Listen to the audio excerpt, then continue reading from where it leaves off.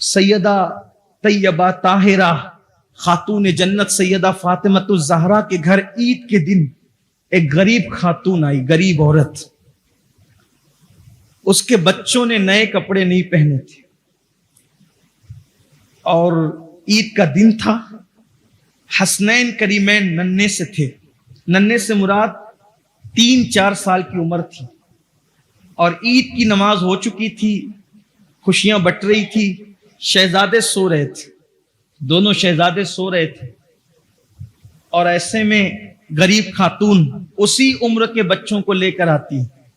سیدہ کی نظر بچوں پہ پڑتی ہے، کہتی ہے بہن تم نے عید کے کپڑے اپنے بچوں کو نہیں سلوائے؟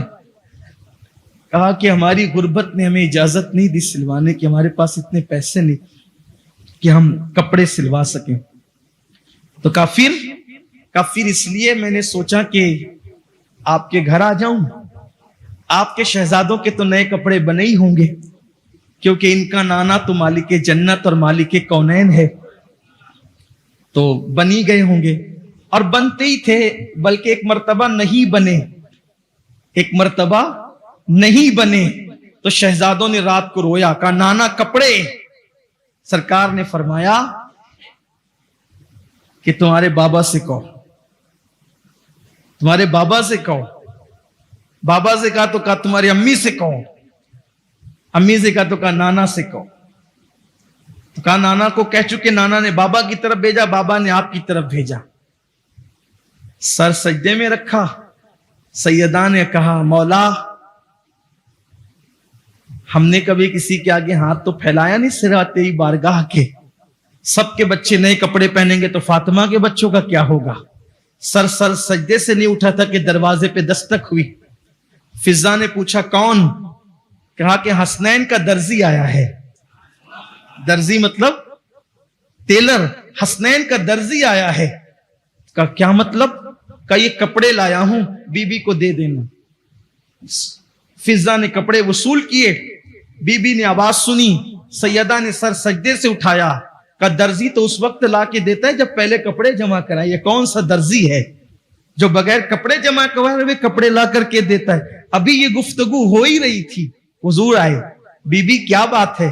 اس کی آقا کوئی حسنین کا درزی کپڑے دے گیا ہے. سرکار نے مسکرائے کہا جانتی ہے وہ کون ہے؟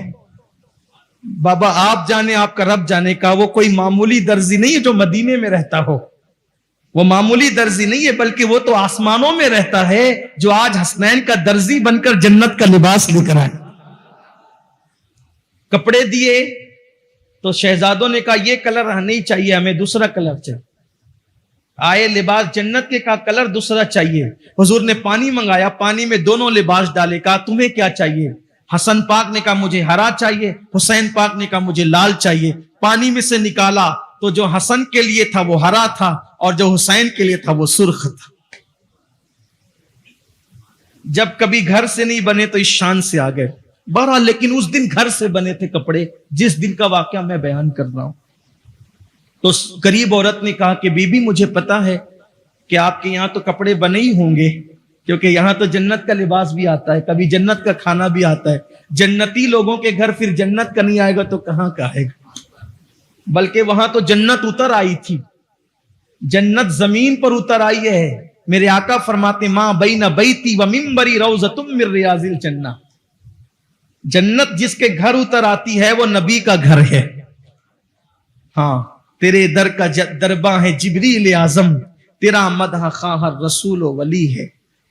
تو اس نے کہا بی بی میں نے سوچا کہ کپڑے ہمارے گھر نہیں بنے ہیں تو آپ کے بچوں کے تو بنے ہوں گے اور میرے بچے آپ کے بچوں کے ہم عمر ہے.